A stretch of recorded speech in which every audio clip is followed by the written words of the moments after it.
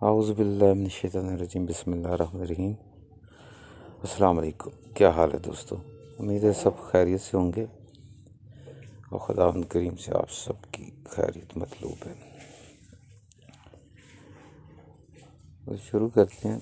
آپ کے لیے لے کے آئے ہیں ویڈیو نمبر 61۔ اس میں ہم تھوڑی سی ڈسکس کریں گے کہ چال کیسے چلی جاتی ہے، گرو بسم کی چال، ہیرے کی، ڈائمنڈ کی چال۔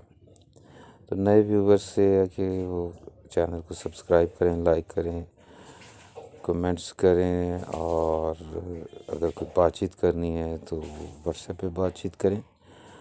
اپنے تجربات کو بھی شیئر کر سکتے ہیں، ویڈیوز بنا کے بھی آپ سینڈ ہمیں کر سکتے ہیں۔ تو شروع کرتے ہیں۔ ڈائمنڈ کی بسم جو سی ہے وہ کئی طریقوں سے بنتی ہے۔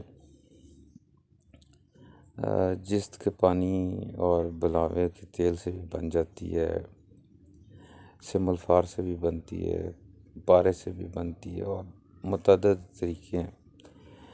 اگر آپ کسی ایک بھی طریقے کو لے کے چلتے ہیں تو ایک ٹائم پہ آ کے آپ کامیاب ہو جاتے ہیں۔ سٹارٹ میں آپ کو نہیں پتہ چلتا، لیکن جب جس شخص کے ہاتھ سے ایک دو دفعہ یہ معاملہ گزرتا ہے تو اسے تجربہ ہو جاتا ہے، اور اس کے بعد اس کو جاری کرنا سب سے ضروری ہوتا ہے۔ تو جاری گرو بسم کا ایک طریقہ جو سمپل ہے وہ تو یہ ہے کہ 1 تولہ پارا لیا جائے سوری، اور اس میں 1 رتی ڈائمنڈ کی گرو بسم جاری اس کو کھرل کریں۔ کھرل کرنے کے بعد اسے بند کر کے 1 پاؤ کی آگ دے دیں، اور سارا پارا جو ہے وہ بیٹھ جائے گا، کشتہ ہو جائے گا۔ پھر اس میں 1 تولہ اور پارا ڈالیں اور اس کو کھرل کریں، اور کھرل کر کے کپڑا بٹی کر کے 1 پاؤ کی آگ دیں۔ تو یہ آپ کا 2 تولے پارا جو ہے وہ کشتہ ہو جائے گا۔ اب اس 2 تولہ پارے کو آپ سنبھال کے رکھ لیں۔ اس میں سے 1 تولہ پارا آپ نکالیں، اور 1 تولہ سونے کو کٹھالی میں پگھلا کے تھوڑا تھوڑا کر کے یہ آپ پارا مارنا شروع کر دیں اس کے اوپر۔ 1 تولے تک جب آپ پہنچیں گے تو آپ کا سونا سارا جو ہے وہ کشتہ ہو چکا ہوگا۔ اب آپ کے پاس 1 تولہ پارے کی بسم کشتہ موجود ہے، اور 1 تولہ آپ نے بنا لیا سونے کا کشتہ۔ اب اس سونے کے کشتے میں آپ 1 تولہ پارا ڈال کے اسے کھرل کریں اور اسے آگ دیں 1 پاؤ کی، کشتہ ہو جائے گا۔ اس طریقے سے 1 تولہ پارا ڈالتے جائیں اور پاؤ پاؤ کی آگ دیتے جائیں۔ جب یہ 20 تولے ہو جائے تو اس میں سے 15 تولے لے کے اسے کٹھالی میں ڈال کے چرخ دیں۔ یہ آپ کا مقبول بازار شمس ہوگا جو ہر کسوٹی پہ پورا اترے گا۔ اب آپ کے پاس جو 5 تولے رہ گیا، اس کے بیچ میں پھر 1 تولہ پارا ڈالیں، اسے کھرل کریں، کپڑا بٹی کر کے پاؤ کی آگ دیں۔ ایسے کرتے کرتے اسے دوبارہ آپ 20 تولے تک لے جائیں۔ پھر اس میں سے 15 تولے کو چرخ دے دیں اور اس کو بازار کریں، اور جو 5 تولے بچ جائے اس میں دوبارہ سے آپ پارا ڈالنا شروع کر دیں۔ یہ کافی دیر چلتا ہے، تقریباً 15 ٹائم یا 18 ٹائم تک چلتا ہے۔ تو اینڈ پہ آپ کو پتہ چل جائے گا، جب آپ اس میں پارا ڈالیں گے اور پاؤ کی آگ دیں گے تو وہ پارا کچا بیچ میں سے نکلے گا، تو اس کا مطلب ہے کہ اب یہ آگے نہیں چل رہا۔ جتنا آپ کا بن گیا اس کو آپ چرخ دے دیں گے، کامیابی ہو جائے گی۔ پھر آپ کے پیچھے 1 تولہ جو پارا کا کشتہ پڑا ہے، اس سے اس بات کو آپ دوبارہ سے ریپیٹ کر سکتے ہیں۔ اسی طریقے سے اس کی ایک اور چال جو سی ہے وہ یہ ہے کہ 1 چاول یا 2 چاول لے کے یہ ہیرے کا کشتہ، اس میں شہد ملا کے تو 1 تولہ چاندی کے پترے پہ لگا کے اسے بند کر کے 1 پاؤ کی آگ دے دیں تو چاندی کشتہ ہو جائے گی۔ اس چاندی کشتہ کے ساتھ آپ پارے کو کھرل کر کر کے بستہ کرتے جائیں تو یہ پارا آپ کا بستہ ہو جائے گا، میٹل بن جائے گا۔ یہ آپ کا چاندی کی طرف چلا جائے گا۔ اس طریقے سے اور بھی کئی کام آپ کر سکتے ہیں۔ اس سے آپ تیزابوں کو ٹھنڈا کر سکتے ہیں، وہ اکثیری تک ٹھنڈے ہو جاتے ہیں، اور جب وہ اکثیری ٹھنڈا گندھک کا تیزاب ہو جائے تو وہ پھر آپ کے ڈائمنڈز کو ڈائریکٹ کشتہ کرتا ہے۔ اسی طریقے سے اگر آپ کا سنکھیا وائٹ بن جاتا ہے، مومیا ہو جاتا ہے یا قائم ہو جاتا ہے اچھے طریقے سے، تو اس سنکھیے سے آپ گرو بزم بھی بنا سکتے ہیں نیلے کی۔ اور اس کا دوسرا طریقہ یہ ہے کہ آپ اس کو ہڑتال ورقیہ کے اوپر لیپ کریں، سکھائیں اور اسے بند کر کے 1-1.5 کلو کی آگ دے دیں، یا پھر آپ اسے بالو کا جنتر میں رکھ کے ریت اوپر نیچے ڈال کے تو 7-8 گھنٹے پکا لیں، تو آپ کی اکثیری ہڑتال تیار ہوتی ہے، جو کہ کمال کرتی ہے، کھانے میں بھی کمال ہے، خوراکی بھی ہے اور پوشاکی بھی ہے۔ اور اسی ہڑتال کو اگر آپ تانبے پہ لیپ کر کے تو تانبے کو آگ دیں گے تو تانبا آپ کا سنگ راسخ تیزابی بنے گا، تیزاب میں بیٹھنے والا، اور کمال سنگ راسخ بنے گا، جو کہ آگے رنگ کا کام کرے گا۔ اصل میں پرابلمز یہ ہیں کہ کچھ دوست جو ان سے وہ بنا لیتے ہیں، کامیاب ہو جاتے ہیں، لیکن آگے کے راستے نہیں پتہ ہوتے، چیز بڑے ضائع ہو جاتی ہے، تجربوں میں ضائع ہو جاتی ہے۔ تو اس لیے جو بھی چیز بنائیں اس کا آگے کا سسٹم آپ کو معلوم ہونا چاہیے، ورنہ لازمی کسی نہ کسی سے پوچھیں، اور یہ بہت ضروری ہے۔ کئیوں نے تو پارا بھی قائم کر لیتے ہیں، لیکن قائم کرنے کے بعد انہیں نہیں پتہ کہ یہ کیسے استعمال ہونا ہے، اور جو لرزہ قائم پارا سنا جاتا ہے یا باتوں میں پتہ چلتا ہے، وہ بہت مشکل سے بنتا ہے لوگوں سے۔ تو اس کا کمال یہ کہ اس میں آپ کو ٹیکنیک آگے کوئی نہیں چاہیے۔ ایسا لرزہ پارا جن سے ہے وہ بھٹی میں کسی جگہ نہیں جاتا، ویسے لرزہ ہی رہتا ہے۔ اگر تانبا ڈال کے اسے ڈال دیں، تانبے کو چرخ دیں، اس کے بعد باہر نکالیں، پارا الگ ہوتا ہے اور تانبے کو کنورٹ کر چکا ہوتا ہے۔ تو یہ سننے میں بات بہت اچھی لگتی ہے، لیکن کیونکہ ہر بندہ بنا نہیں سکتا، اس لیے پہلے گزارا، اس کے بعد کچھ آگے۔ اور بار بار میں کہتا ہوں کہ یہ فقیروں، امیروں، درد دل رکھنے والے لوگوں کا کام ہے، کیونکہ تجربہ ہوا مجھے، یہاں سے بھی کچھ لوگوں نے رابطہ کیا اور انہوں نے کہا جی ہمیں نسخہ بتا دیں جی، شمس کا، قمر کا، یہ وہ۔ میں نے کہا کہ بھائی جی یوں کریں کہ فلانی چیز بنائیں، اور سستی چیز میں نے بتائی انہیں بنانے کے لیے، صرف تھوڑی سی محنت تھی 1-2 گھنٹے کی۔ میں کہا بنا کے نا یار وہ مجھے دے دینا اور پیسے لے لینا اس کے۔ تو انہوں نے آگے سے وہ کام بھی نہیں کیا، لیکن اس بات پہ وہ قائل رہے کہ جی ہمیں بتا دیں آپ۔ تو یہ کیمیا گری ایسا علم ہے جو کسی یونیورسٹی کالج سے نہیں ملتا، جہاں پہ پیسے دے کے بھی یہ لوگ پڑھتے ہیں، وہاں سے بھی نہیں ملتا۔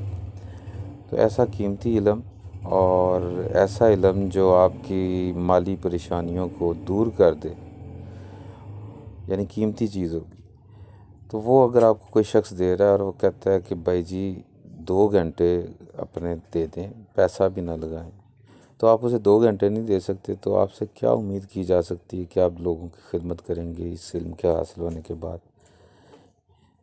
یہ تو کنفرم ہو جاتا ہے کہ جو استاد یا ماں باپ کے لیے کچھ نہیں کر سکتا، وہ کسی کے لیے بھی کچھ نہیں کر سکتا، وہ صرف اور صرف اپنی ذات کے لیے، اور اس کے ذہن میں دولت، امارت، لالچ بھرا ہوا ہے۔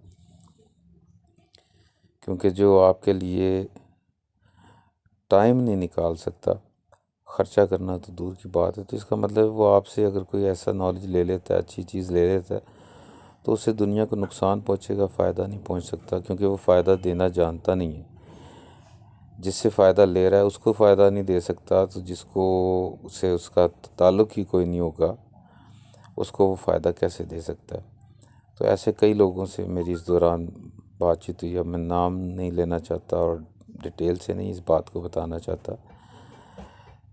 لیکن میرا کہنا یہی ہے کہ ایسے لوگ جو انتہائی خود غرض ہیں اور جو کسی کے کام نہیں آ سکتے، ٹھیک ہے جی، تو وہ اگر ان کے پاس دولت، پیسہ، کوئی ٹیکنیک، کوئی چیز آ جائے تو تب بھی وہ کسی کے کام نہیں آتے، وہ دنیا کے بھی کام نہیں آتے بیسیکلی۔ وہ تو اپنے لالچ میں، کاروبار کی لالچ میں پڑے ہوتے ہیں۔ یہ لازمی نہیں کیمیا، اس میں حکمت بھی ہے، ڈاکٹری بھی، انجینئرنگ بھی۔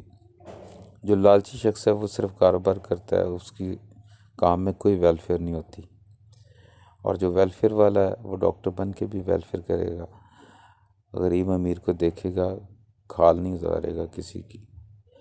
تو ایسے لوگ تو دنیا میں بھرے پڑے ہیں، لیکن دوست ہو سکتا ہے کچھ برا مانے، جن کی عادتیں ایسی ہیں، یہ باقی دوستوں کے لیے نہیں ہیں جو اچھے صاحب اخلاق اور بہن بھائیوں کی، اپنے ماں باپ کی اور اپنے محلے داروں کی، رشتہ داروں کی مدد کرنے والے، ان کے لیے ہرگز قطعاً بات نہیں ہے، یہ یاد رکھیں۔ یہ تو 3-4 لوگوں سے میری ایسے ہوئی، تو میں آپ کو بتا رہا ہوں کہ کام سے انہوں نے لارا لگا دیا اور یہ کہتے رہے آپ بتا دیں ہمیں، آپ بتا دیں۔ تو ایسے نہیں ہوتا بھائی، سجا تو ہوئے کھبے نوں تے کھبا تو ہوئے سجے نوں، ٹھیک ہے؟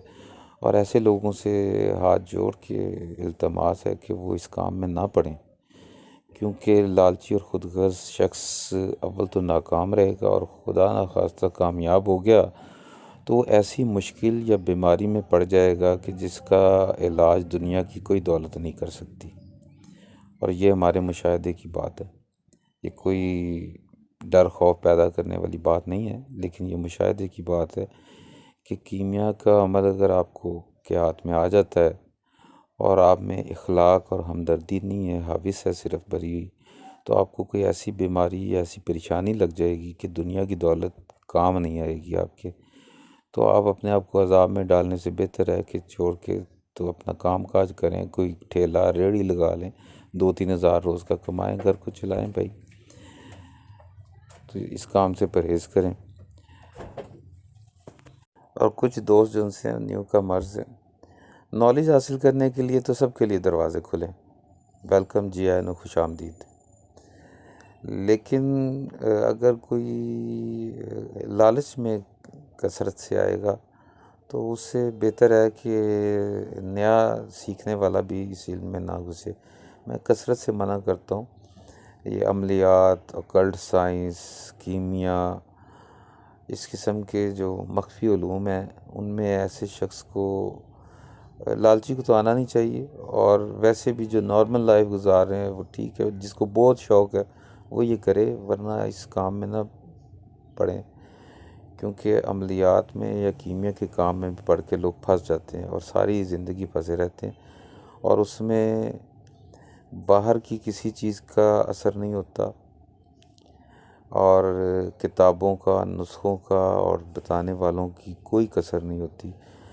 ہمارے اپنے اندر کہیں نہ کہیں کوئی نہ کوئی خرابی، کوئی معاملات ایسے ہمارے ہوتے ہیں جس کی وجہ سے رکاوٹیں پڑتی ہیں، ورنہ مالک جب نوازنے پہ آتا ہے تو ایسے ایسے لوگوں کو اس نے نواز دیا جن کی توجہ بھی نہیں تھی اس علم کی طرف، اور کوئی آیا اور دے کر چلا گیا اور ان کے معاملات سیدھے ہو گئے۔ تو اس لیے کیمیا، دولت، نمبر، پرائز بونڈ، لکی نمبرز، جیک پاٹس، عملیات جس میں چیزوں کو قابو کرنے کی خواہش ہے، ٹھیک ہے جی، تو اس سے بہتر ہے کہ آپ سٹرگل کریں اور اپنی قسمت کی طرف توجہ دیں، آپ کی قسمت بہتر ہو جائے، تقدیر بہتر ہو جائے، کوئی ایسے اعمال کیے جائیں، اور جب ایسے اعمال کیے جاتے ہیں تو پھر بہت سے راستے کھلتے ہیں، کیونکہ تقدیر آپ کی اچھی ہوگی، قسمت اچھی ہوگی تو سارا کچھ اچھا ہو گیا بھائی جی۔